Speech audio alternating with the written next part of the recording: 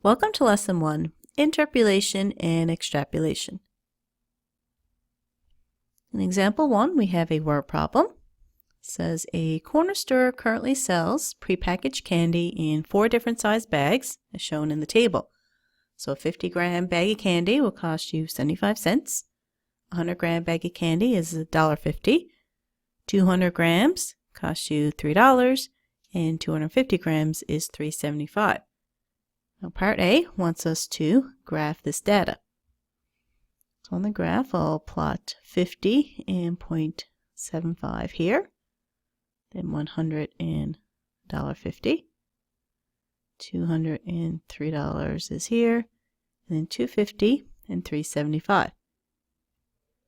Now this data is discrete, as these are the only 4 sized candy bags that he currently sells. So he doesn't sell values in between 50 and 100, for example. So he doesn't sell a bag of candy that weighs 60.5 grams. So that makes the data discrete. Now part B is going to change things.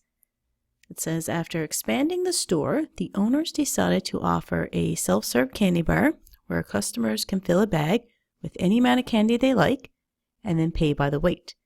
They want to keep the prices consistent with what they are already offering.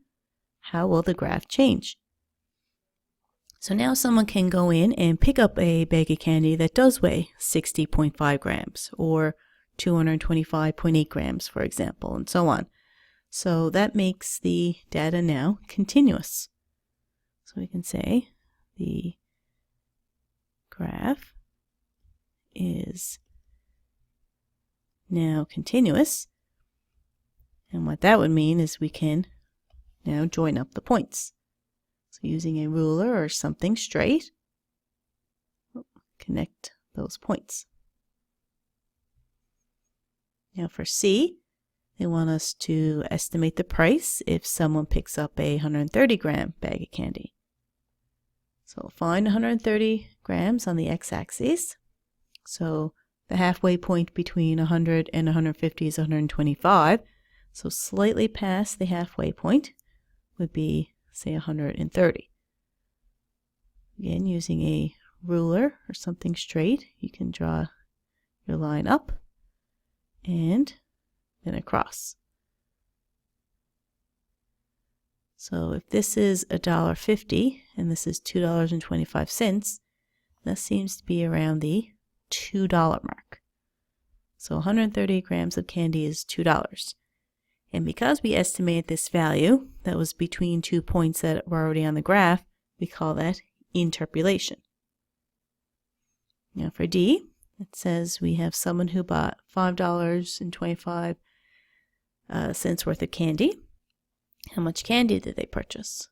So if we find $5.25 on the y-axis and draw a horizontal line over, we see that it doesn't touch the graph.